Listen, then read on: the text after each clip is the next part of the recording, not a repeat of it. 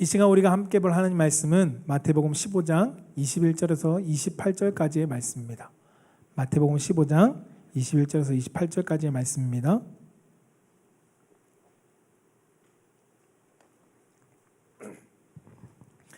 우리 한 절씩 교독하겠습니다. 예수께서 거기서 나가사 두로와 시돈 지방으로 들어가시니 가나안 여자 하나가 그 지경에서 나와서 소리질러 이르되 주 다윗의 자손이여 나를 불쌍히 여기소서 내 딸이 흉악하게 귀신 들렸나이다 하되 예수는 한 말씀도 대답하지 아니하시니 제자들이 와서 청하여 말하되 그 여자가 우리 뒤에서 소리를 지르니 그를 보내소서. 예수께서 대답하여 이르시되 나는 이스라엘 집에 잃어버린 양 외에는 다른 데로 보내심을 받지 아니하였노라 하시니 여자가 와서 예수께 절하며 이르되 주여 저를 도우소서.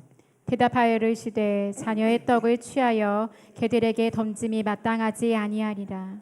여자가 이르되 주여 올소이다마는 개들도 제 주인의 상에서 떨어지는 부스러기를 먹나이다 하니 이에 예수께서 대답하여 이르시되 여자여 내 믿음이 크도다 내 소원대로 되리라 하시니 그때로부터 그의 딸이 나으리라. 아멘.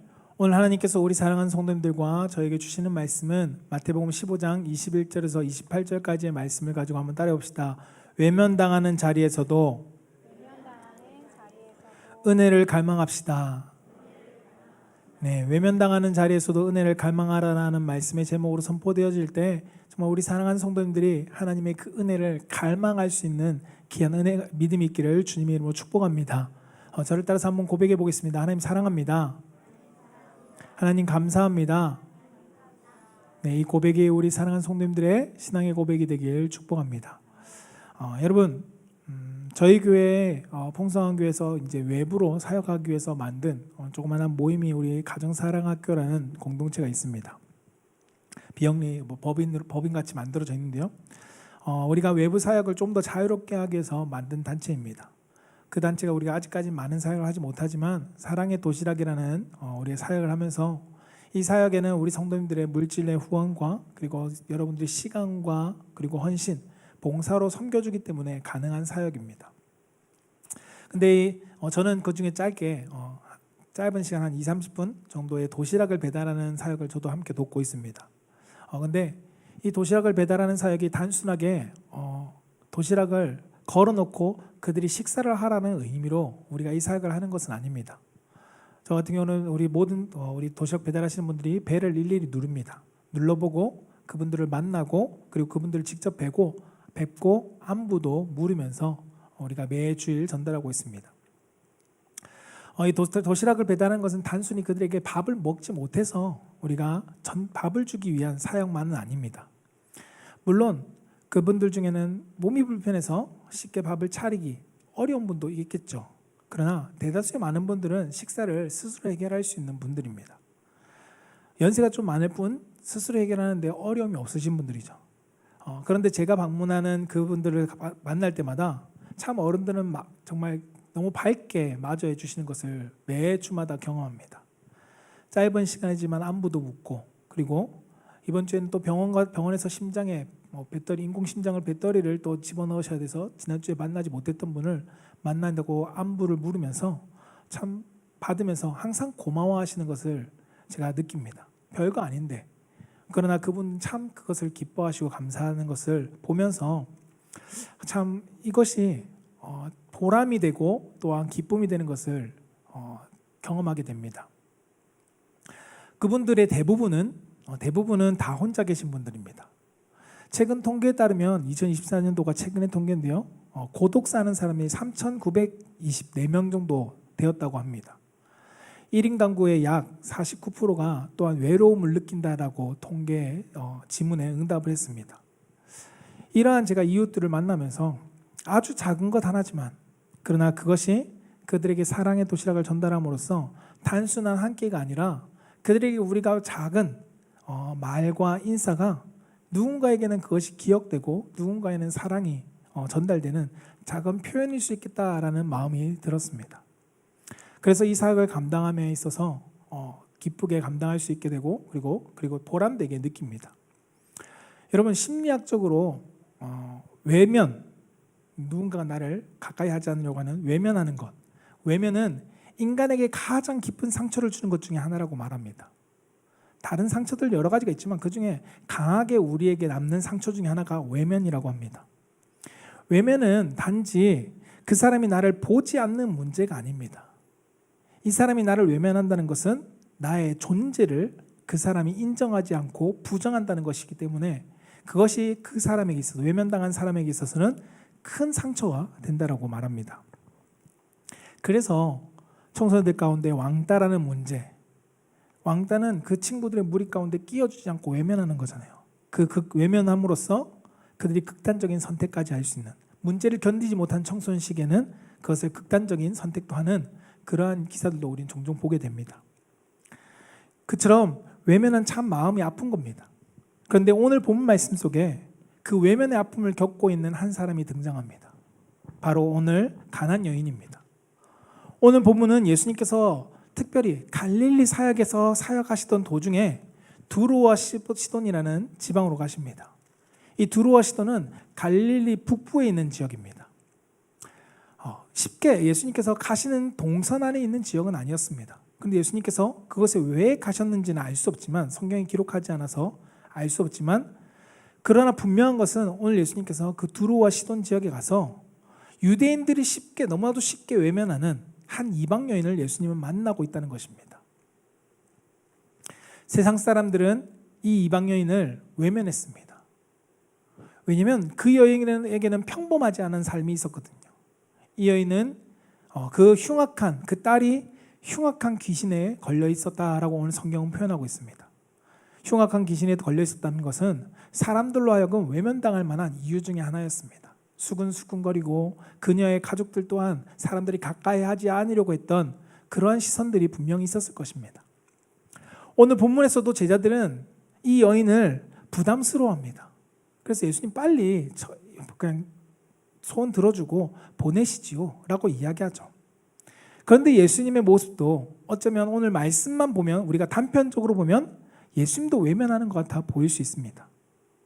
여인의 간절한 부르짖음 가운데 예수님은 한 말씀도 하시지 않고 있기 때문입니다.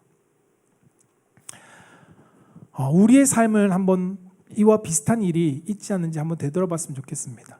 사람들이 나의 어려운 상황 속에서 외면했을 때, 거기에 더해서 우리가 하나님 앞에 기도하는데, 간절히 기도하는데 하나님이 응답해 주시지 않을 때, 하나님마저 나를 외면하시는 거 아닌가라는 그러한 느낌이 들 때 혹시 있지 않았습니까?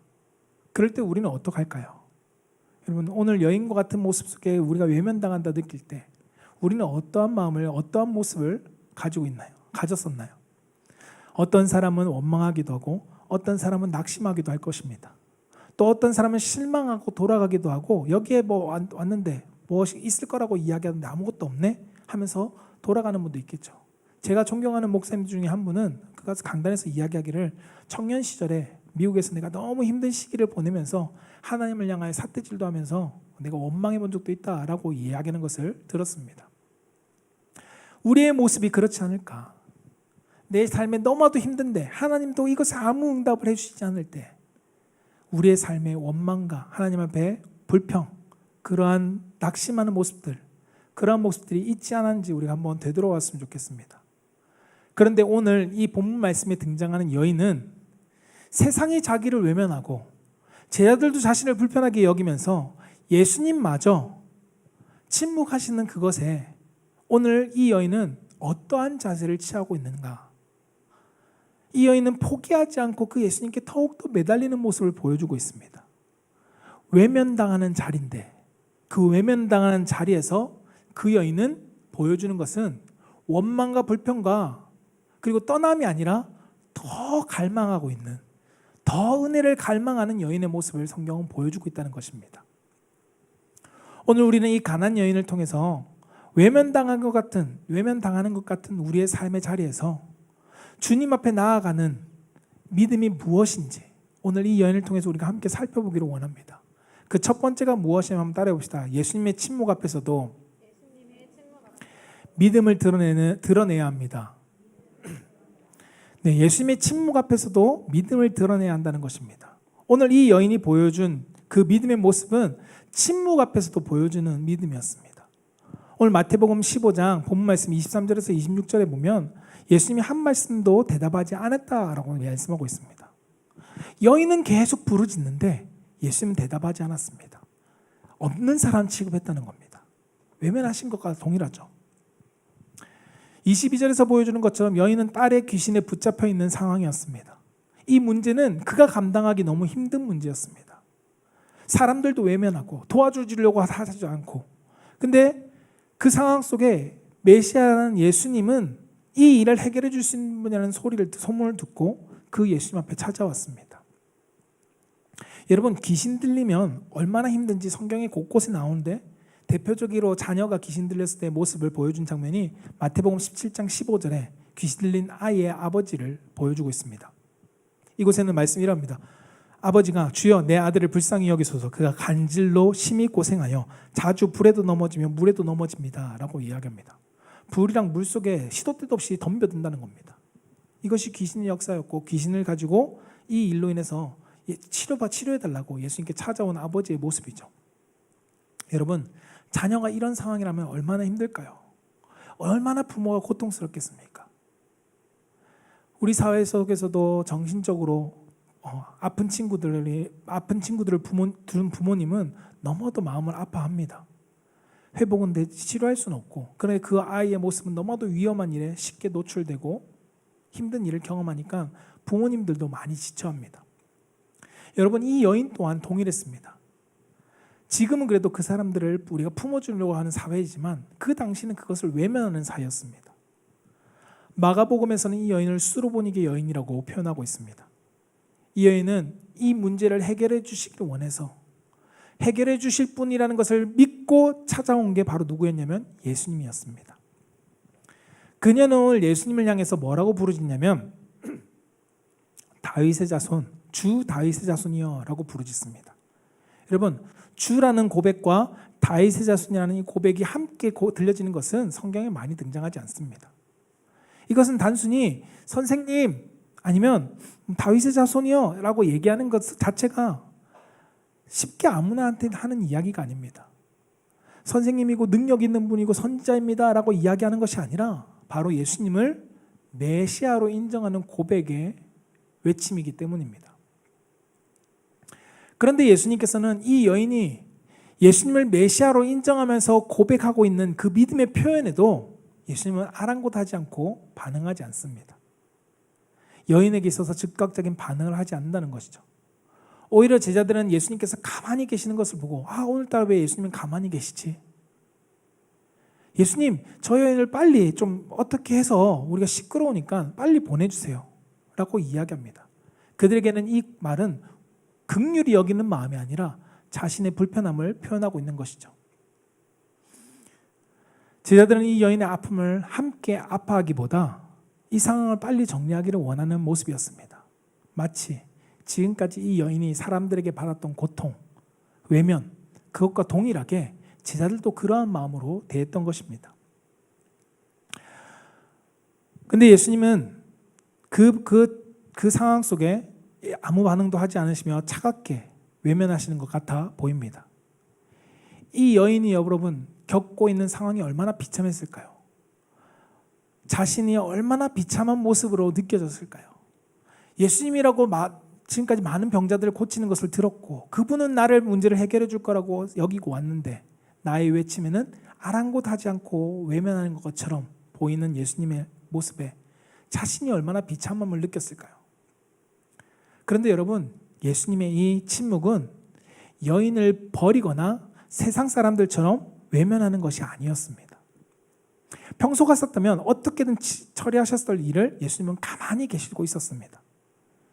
예수님이 가만히 계신 것은 여인을 세상 사람처럼 외면하려고 하셨던 것이 아니라 그 여인으로 하여금 믿음을 드러내게 하시기 위해 외면하는 것처럼 보였던 장면이기 때문입니다. 그래서 예수님은 침묵을 허락하신 거죠.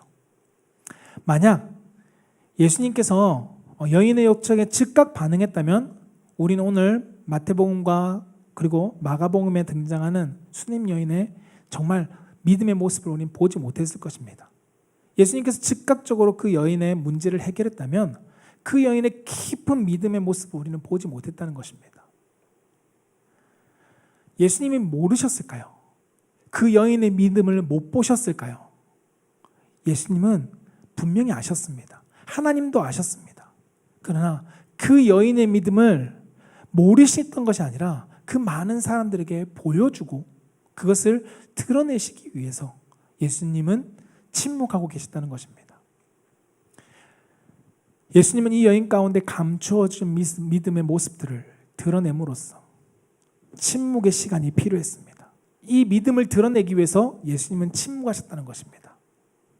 그 여인의 아픔을 아시는 예수님께서 즉각 처리해주면 좋겠는데 그 처리하지 않으시고 응답하시지 않으시고 침묵하며 기다리시는 그 예수님의 고뇌의 시간을 가지고 계셨다는 것입니다. 여러분, 침묵하는 것처럼 느껴질 수 있지만 하나님은 우리의 삶에 반응하고 응답하고 계십니다. 신명기 8장 2절의 말씀에는 이렇게 말씀합니다. 이 사건이 무엇이냐면 이스라엘 백성들이 40년 동안 광야를 도는 사건입니다. 함께 같이 한번 읽어볼까요? 신명기 8장 2절.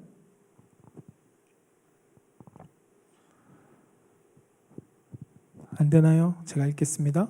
같이 읽어볼게요. 시작. 내 하나님 여호와께서 이 40년 동안에 내게 광야길을 걷게 하신 것을 기억하라. 이는 너를 낮추시며 너를 시험하사 내 마음이 어떠한지 그 명령을 지키는지 지키지 않는지 알려 하심이라. 아멘. 아멘.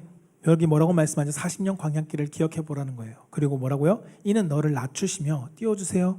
너를 시험하사 내 마음이 어떠한지, 너의 마음이 어떠한지를 내가 명령을 지키는지를 알게 하시려고 하신 것이다 라고 말씀합니다.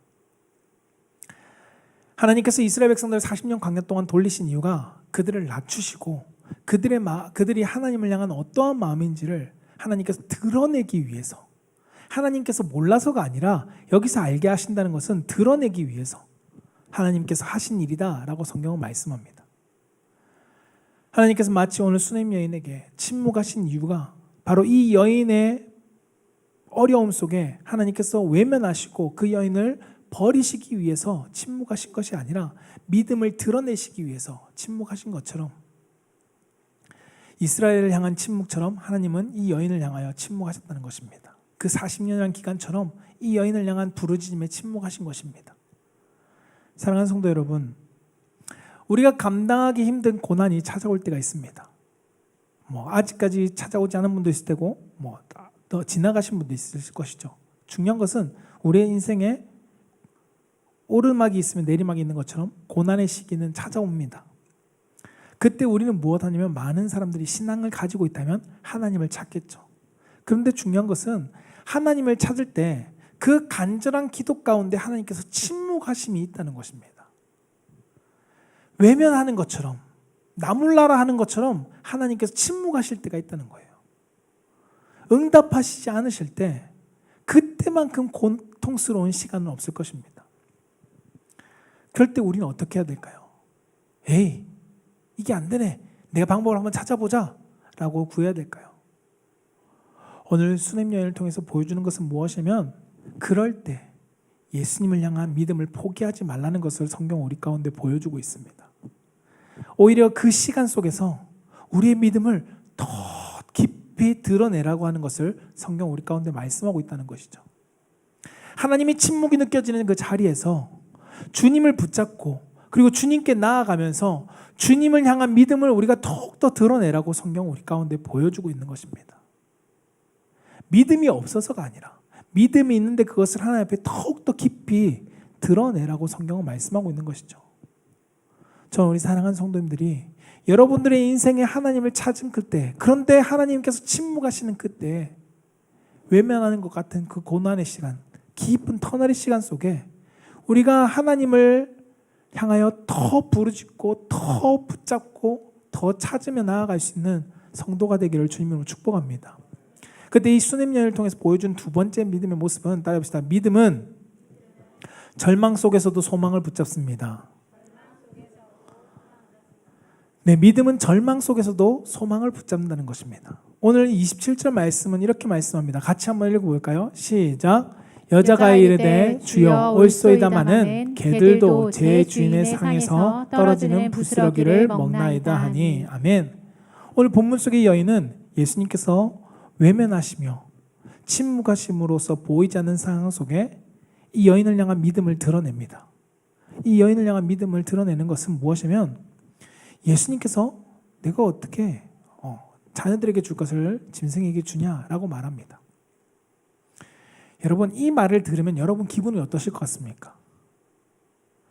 내가 자녀한테 줄 거를 내가 어떻게 짐승한테 주냐 이러면서 말한다면 여러분의 기분은 어떠실 것 같아요? 여러분, 일반적인 사람의 모습은 아마 우리 엘리야에게 찾아왔던 나아만 장군의 모습과 같을 겁니다. 나아만 장군이 나병을 낫기 위해서 찾아왔죠. 선지에게 찾아왔죠. 선지에게 찾아왔을 때 선지자는 문 앞에 나오지 않습니다. 종을 통해서 요단강에 가서 7번 모여가십시오 라고 이야기하고 끝냅니다. 그 말에 나아만 장군은 기분이 나빠집니다. 마음이 상합니다. 마음이 상해서 고국으로 돌아가려고 하죠. 아마 우리의 어려움 속에 내가 어떻게 짐승하게 내가 사람에게 내 자녀에게 줄 것을 짐승한테 주냐 라는 얘기를 들으면 100이면 한 99명은 다 기분 나빠서 돌아갈 것입니다. 예수님의 이러한 침묵과 거절로 보이는 이 말씀에 이 여인의 자세는 어떠하냐면 절망하고 돌아가지 않습니다. 나아만 장군처럼 돌아가려고 하지 않았다는 겁니다. 이 수로보니게 여인은 예수님께 더 믿음의 모습을 보입니다. 여러분, 믿음은 외면과 침묵 속에서 절망 속에서 그 절망의 장애물을 뚫고 나오는 소망이 있는 것이 바로 믿음입니다. 믿음이라는 것은 나에게 장애물이 맞닥뜨려질 때 그것으로 포기하거나 돌아가는 것이 아니라 그 장애물을 뚫고 하나님께 소망으로 나아가는 것이 믿음이라는 것입니다. 오늘 여인은 이야기하죠. 주여 옳습니다. 나의 주님 옳다는 거예요. 뭐라고요? 개들도 제 주인의 상에서 떨어지는 부스러기를 먹습니다 라고 이야기합니다. 자신을 개에 비유하죠. 여러분, 누가 이야기한 자존심이 밥 먹여주냐라는 말한 것처럼 이 나아만 장군처럼 자존심을 부린다고 우리의 질병에 우리의 문제가 해결받는 것이 아닙니다. 하나님은 우리에게 원하시는 것은 믿음을 원하고 계세요. 순종하는 그 믿음을 원하고 우리가 소망을 가지고 나아가는 믿음을 원하신다는 겁니다. 주님께 있는 은혜를 향해 끝까지 붙잡는 그 믿음의 고백, 이 믿음의 고백이 오늘 수르보니게 이 가나안 여인에게 있었다는 것입니다.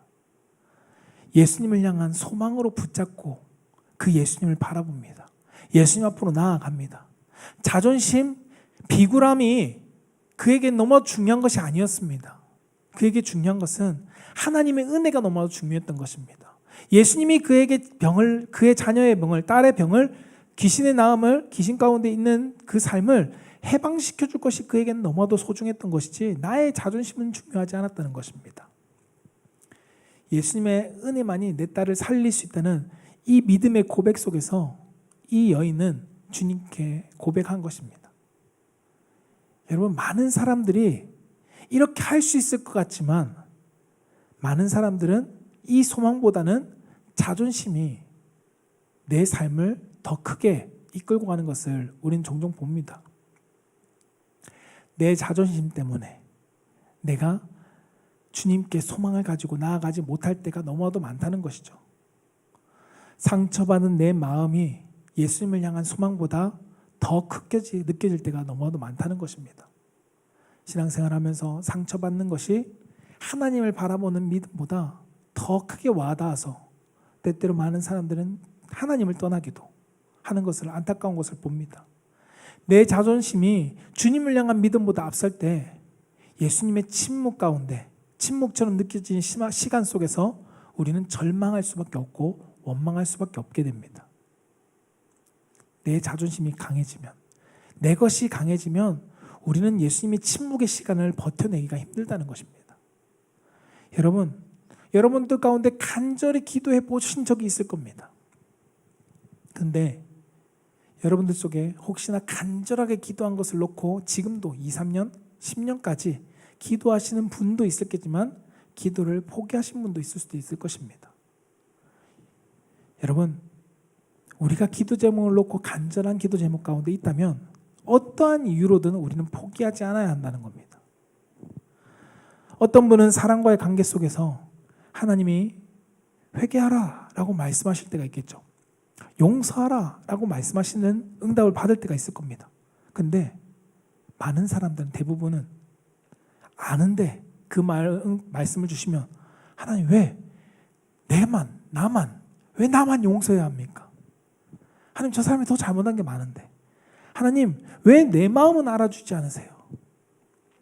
왜 나의 아픔을 하나님 외면하시고 왜 나보고만 저 사람에게 손을 내밀려고 하십니까? 라고 항변해보지 않은 사람이 몇이나 있을까요? 나의 고난과 아픔, 그 외면하시는 것 같은 응답 앞에 하나님께 소망을 두지 못하면 우리는 낙심하기만 됩니다. 절망만 하게 되죠. 원망만 하게 됩니다. 그런데 하나님은 우리에게 그런 상황 속에 이렇게 말씀하세요. 시편 42편 5절에 이렇게 말씀하시는데요. 같이 한번 읽어볼까요? 시작. 내 영혼아 내가 어찌하여 낙심하여 어찌하여 내 속에서 불안해하는가. 너는 하나님께 소망을 두라. 그가 나타나 도우심으로 말미암아 내가 여전히 찬송하리로다. 아멘. 여러분, 내 영혼아 내가 어찌하여 낙심하며 어찌하여 내 속에서 불안해하냐라고 말씀합니다. 시편 기자가 고백하면서 하는 얘기죠. 하나님께 소망을 두라라고 말하죠. 그가 나타나 도우심으로 말미암아 여전히 찬송하게 될 것이다 라고 말씀합니다. 여러분, 믿음은 무엇일까요?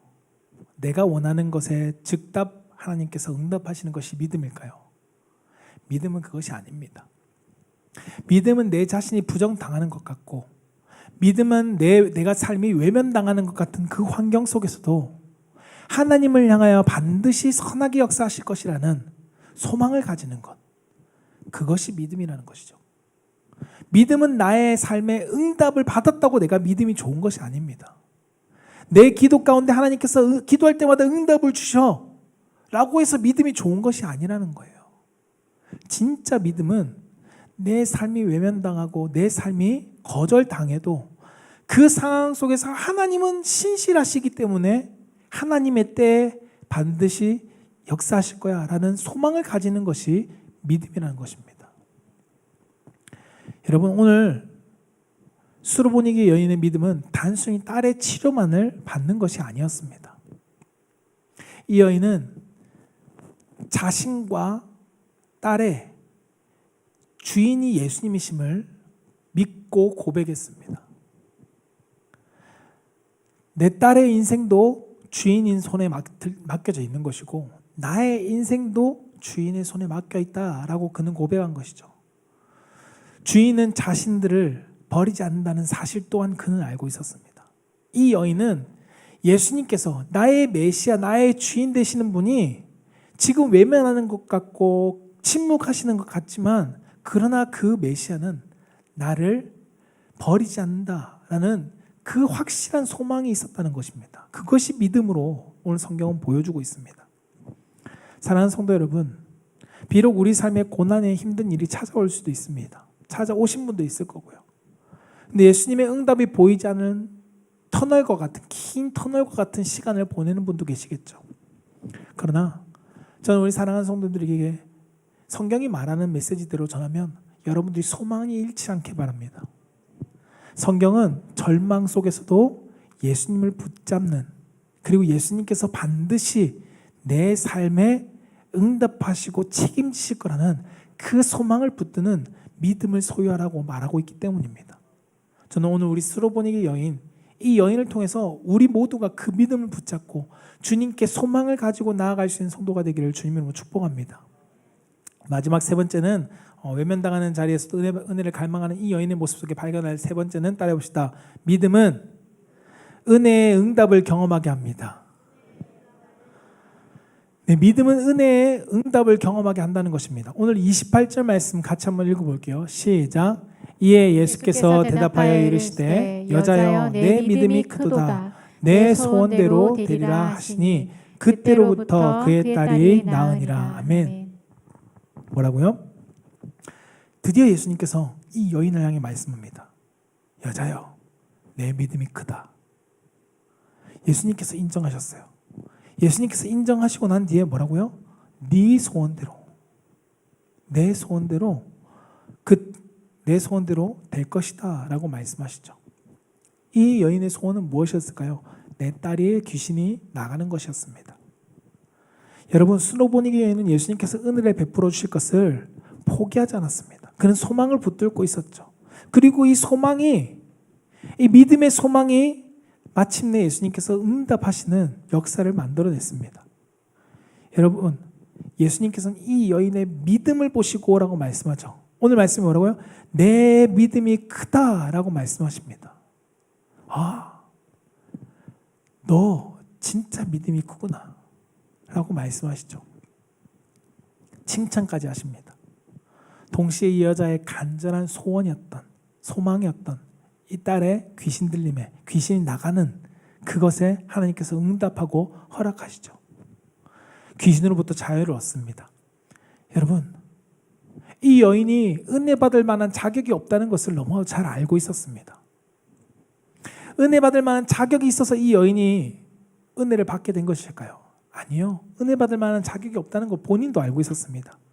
은혜는 전적으로 주님이 주시는 것이라는 것을 알기 때문에, 그 선물이라는 것을 알기 때문에 그 여자는 예수님께 간청할 수밖에 없었습니다. 소망을 가지고 있을 수밖에 없었습니다. 그런데 그 소망에 믿음이 소망을 붙잡고 나아갈 때 하나님은 그에게 은혜를 베풀어 주셨습니다. 여러분, 믿음은 은혜를 만들어내는 공로가 아닙니다. 믿음이 은혜를 만들어내는 것이 아닙니다. 여러분, 믿음은 주님께 있는 은혜를 붙잡는 손과 같습니다. 우리의 믿음이 하나님으로부터 무엇인가 생산해내듯 믿음을 만들어 주시듯 우리가 하나님께서 생산하는 것이 아니라, 믿음은 이미 하나님께서 우리 가운데 베풀어 주신 은혜를 붙잡는 것이라는 것입니다. 만약 이 여인이 여러분 믿음을 만약에 포기했다면, 이 그리스도를 붙잡는 것을 포기했다면 어땠을까요? 28절에 내 딸이 귀신이 나가는 것을 경험하지 못했겠죠. 여러분, 이 은혜의 응답을 경험하기까지 이 여인은 외면당하는 자리에도 있었고요. 그리고 주님께서 침묵하시는 것도 그는 경험했습니다.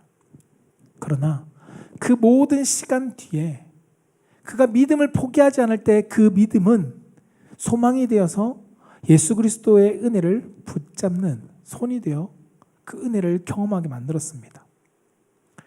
여러분, 소망은 결국 하나님의 은혜를 붙잡게 만듭니다. 로마서 5장 1절에서 5절 말씀에 보면 2절부터 말씀에 보면 이렇게 기록하는데요. 2절 제가 읽어드릴게요. 또한 그로 말미암아 우리가 믿음으로 서 있는 이 은혜에 들어감을 얻었으며 하나님의 영광을 바라고 즐거워하느니라. 다만 이뿐 아니라 우리가 환난 중에도 즐거워하나니 이는 환난은 인내를, 인내는 연단을, 연단은 소망을 이룬 줄 알미라. 소망이 우리를 부끄럽게 하지 아니함은 우리에게 주신 성령으로 말미암아 하나님의 사랑이 우리 마음에 부음받음이다 라고 말씀합니다.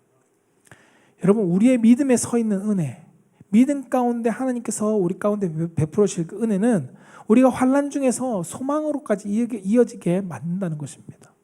그리고 마침내 그 소망은 하나님의 은혜를 쟁취하게 해주시죠. 로마서의 말씀은 은혜로 들어간 성도들의 삶이 무엇인지를 보여주고 있습니다. 환난이 없다는 것이 아닙니다. 환난이 있었습니다.